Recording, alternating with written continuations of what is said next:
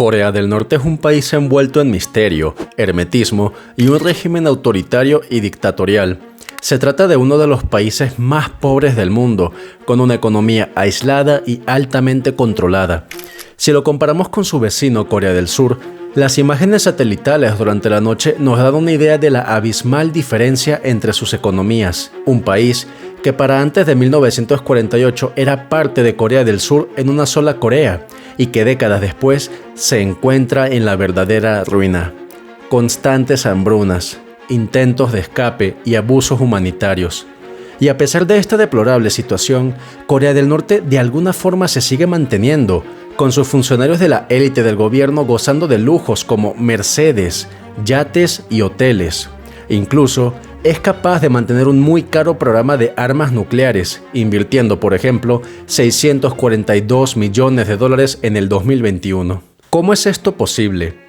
¿Cómo es que Corea del Norte es capaz de sobrevivir con una economía aislada, mantener uno de los ejércitos más grandes del mundo, financiar un programa de armas nucleares e importar lujos a los que no debería tener acceso? La respuesta es que la economía de Corea del Norte se mantiene gracias a un conjunto de actividades ilegales: tráfico de armas, tráfico de sustancias, impresión de dinero falso, hackeo y demás son tan solo algunas de estas actividades auspiciadas por la dictadura de Kim Jong-un. Corea del Norte ha logrado implementar una megaestructura criminal imparable en secreto que le permite financiarse, y en este video tú la conocerás a detalle. Esto es la oscura realidad de Corea del Norte.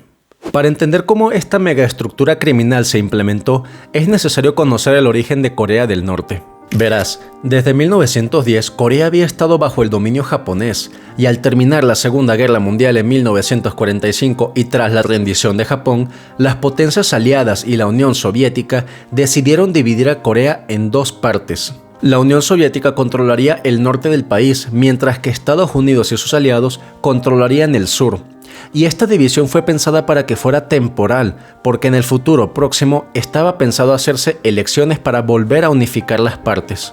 En 1948 se llevaron a cabo elecciones en Corea del Sur, resultando en la creación de la República de Corea, bajo el liderazgo de Syngman Rhee.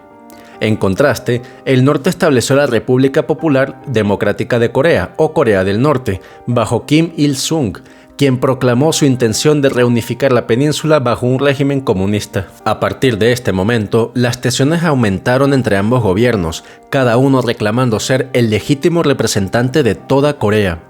Esto derivó de la famosa Guerra de Corea, un conflicto militar entre los dos gobiernos auspiciado por Estados Unidos y por la Unión Soviética.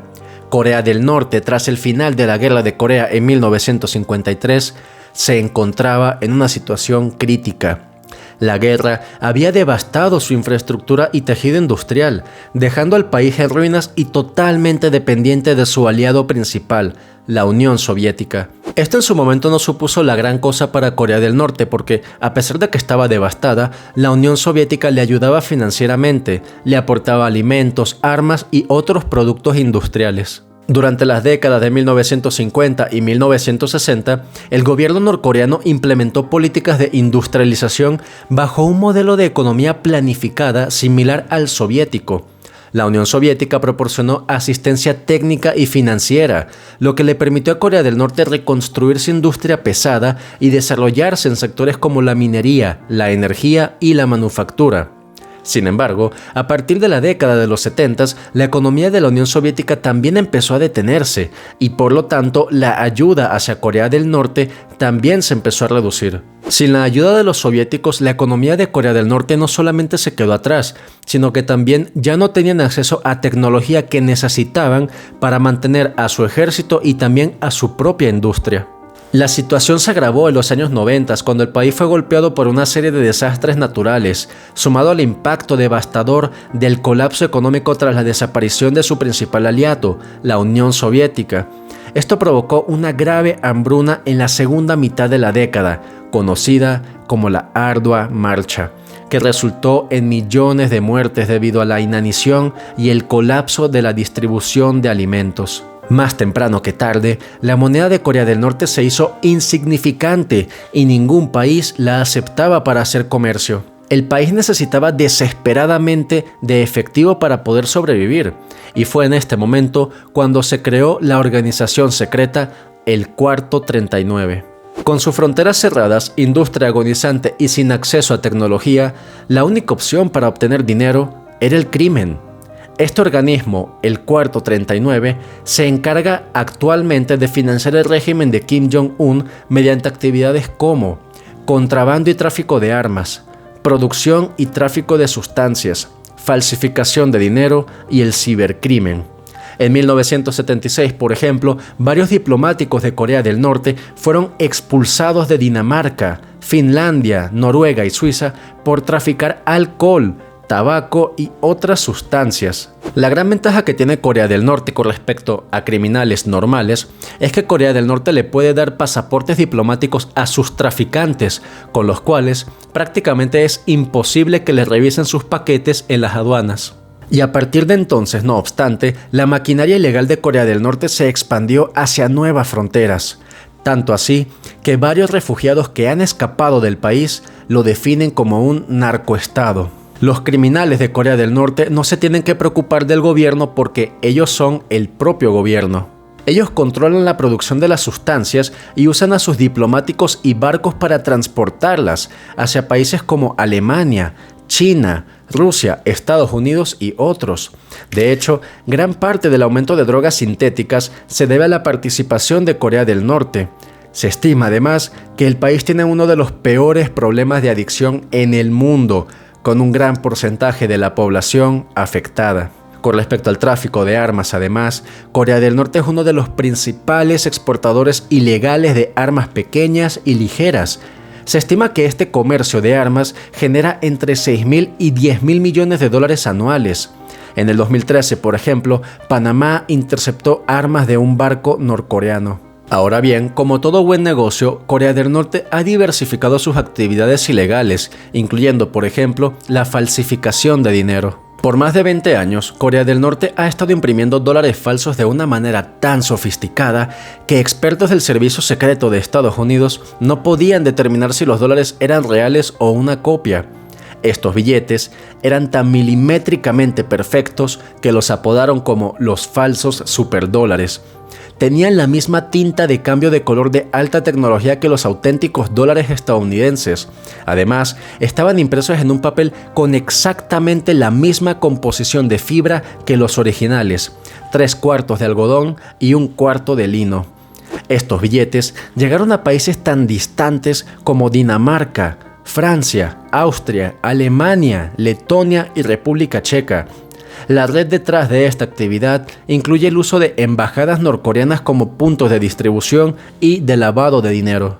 Los diplomáticos muy a menudo en sus viajes transportan este efectivo falso básicamente sin ser detectados. Uno de los hallazgos más importantes al respecto se dio en el 2012, cuando la policía italiana decomisó 6 billones de dólares estadounidenses en bonos del tesoro. Y cuando decimos billones nos referimos a billones en español, es decir, 6 millones de dólares, lo cual para ese entonces equivalía casi a la mitad de la deuda nacional estadounidense. Se estima que estas operaciones le generan al régimen de Kim Jong-un entre 500 y 1.000 millones de dólares anuales. Y finalmente, una de las actividades más lucrativas para el régimen es el cibercrimen. Corea del Norte ha sido acusada de llevar a cabo ataques cibernéticos que han resultado en el robo de aproximadamente 3.000 millones de dólares. Estos ataques han estado dirigidos principalmente a bancos y a plataformas de intercambio de criptomonedas, donde los hackers logran acceder a fondos y transferirlos a cuentas controladas por el régimen. En el 2019, por ejemplo, un informe reveló que Corea del Norte había robado alrededor de 2.000 millones de dólares mediante ciberataques para financiar su programa de armas. El grupo de hackers norcoreanos conocido como Lazarus ha sido muy famoso por hacer ataques estratégicos a compañías. En uno de los incidentes más notorios, lograron robar más de 30 gigabytes de datos sobre secretos nucleares y militares. Y durante la pandemia en el 2020, estos hackers atacaron a empresas como Pfizer y AstraZeneca para obtener información sobre vacunas del COVID-19. Corea del Norte es un ejemplo de cómo un país se transforma de un simple estado a una megaorganización criminal transnacional. una organización cuya élite vive lujos mientras que sus ciudadanos luchan día a día en un país prisión. La historia de Corea del Norte es, en última instancia, una advertencia clara de cómo en un mundo globalizado la oscuridad puede operar en la luz.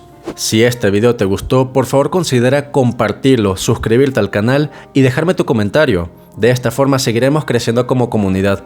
Sin más, te agradezco mucho por tu tiempo y nos vemos en un siguiente episodio de Finanzas y Mejora Continua. Cuídate mucho.